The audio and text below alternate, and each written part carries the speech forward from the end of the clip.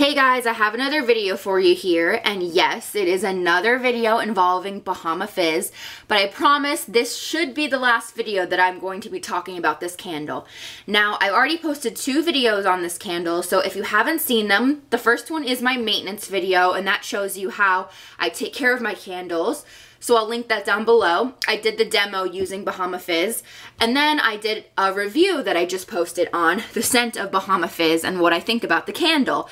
Now, in both of those videos, I talked about how I was going to be returning the candle, and I really should have returned the candle. But the thing is, there aren't really any other scents that are out right now in store that I like. So I was like, okay, well, I guess I'll just keep it, and this would be a good opportunity to show you how you can put your candle wax into your warmer. So that is what I'm going to be showing you today. And now there are about 3 methods that I'm aware of that you can use to transfer the wax from the candle into the tart warmer. There might be more, but these are just 3 that I personally use. And actually, I only use 2 out of the 3. But I'll be talking about the 3 different ways that I'm aware of. So let me go ahead and show you how you do that. Right, so the first method is really easy, and this is the one that I'm currently doing on this candle right now. If you can see, my tart warmer is actually on, the light's on. It has a little switch that you can flip it on or off. But what I really like about this, I just turned it on, so it's not hot yet, but what I really like about this is it's 2 separate pieces. See, this is the bowl, and that is actually the plate right there. So you can either put the bowl on it, or you can actually put a full candle on it. So that's really good. But so, as you can see, I have some of the wax in the bowl that I've already melted, and then it's hardened up. So what did I do?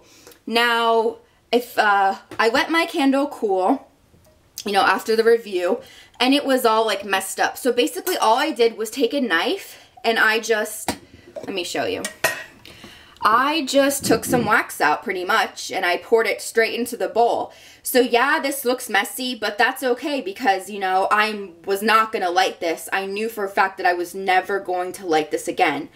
So that's what I did. So I had the bowl, this was all warm, and I put the wax in there. And like I said before, you know, I let it melt and it scented up the whole room, the whole place here, you know, my house. And then I turned it off and, you know, it evened out perfectly. So that's that. So that's the first method that I've used. Now, once, by the way, just in case you don't know, the wax that goes in the bowl, it never like evaporates. You know, like when you light a candle, the wax just disappears, it like burns off.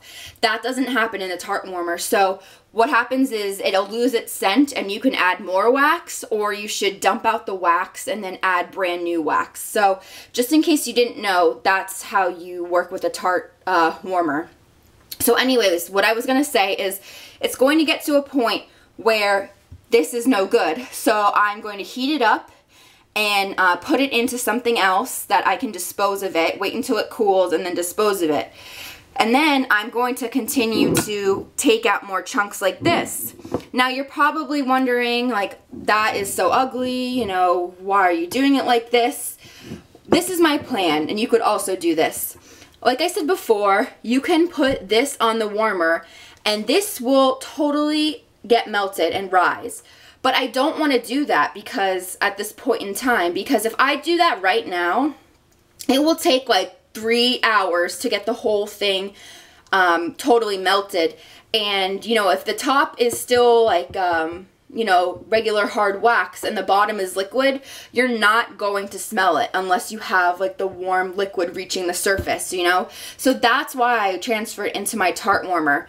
So what I'm going to be doing is once I probably get around here, like all the way around, I will then start just putting this on the warmer, and I won't even need to transfer it anymore. So that's my plan. And the third method you could use is actually heat this up and wait till it totally you know, liquefies, and then transfer it in there. But I just think that is too complicated. Why would you waste your time doing that? So like I said, as of right now, this is my current method, And, you know, once I decide to actually put this candle back on the warmer itself, it will totally liquefy and even out, and it's going to look great. And of course, smell great. So I just turned this on right now. Like I showed you before, let me lift the camera up. Like I showed you before, it is totally solid right now. But once it starts to, you know, liquefy itself, I'll show you what it looks like. And then I'm also going to put the candle on the warmer and show you the different stages, just so you can see what I'm talking about, because I kind of want to show you guys what I mean, not just tell you. So anyways, when those start to melt, when the bowl starts to melt, I will show you what it looks like. So you guys can see that the wax has finally melted, and it's giving off a pretty good scent, but I want to add a little bit more just so I can show you what it looks like. So let me take off the top. And I'm just going to add a really, really tiny bit, just so you guys can see how fast it melts. Let's see here. Here's a really, really little piece. It's gonna melt pretty quickly, considering. So, while that's melting, I'm gonna take a bigger chunk and add it as well, just because, you know, the scent is dying. You just want to be really, really careful. You can see that piece is so small right now. So that's what I have been doing, just adding like a little bit of a chunk at a time. Just so, you know, not too much wax is in the pool. And I think I'm going to add maybe 1 or 2 more chunks, and then it's going to be too much in the pool, and then I'm going to have to empty it and then start a fresh new batch. But I just take off the rest of the pieces from the knife. So while I'm doing this, about 1 minute and 20 seconds has passed. So you can see that they're definitely melting, and I can already start to smell it stronger. So that's what it looks like. The next segment, I'm going to show you what it looks like when the candle is actually on the plate, the tart warmer plate underneath, and what it looks like when that happens. Guys, so like I said to you before, for the purpose of this whole entire video, I was going to actually put my candle on the plate, the warmer plate, so you could see what it looks like when it starts to melt. So yes, I did that. It's been about an hour so far, and it's probably like 1.5 inches. And it's rising faster and faster, as you can see. And if you can see, I'm not sure, let me move this a little closer. You can see that the parts that I've taken out with the knife have not been affected yet. So yeah, looking from the top you can't tell, but yes, it is slowly all melting. So once it melts a little bit more, I will show you what it looks like. And as you can see, it's almost fully melted. Let me show you what it looks like from the top angle. Yeah, you can see that it has a giant gaping hole in the middle. I think it's just melting like that because this side, you know, was a little bit lower from me moving it, or removing it, I mean. So I can push it down, see? Let's be careful. And now it's going to melt faster, obviously, because it's touching the wax.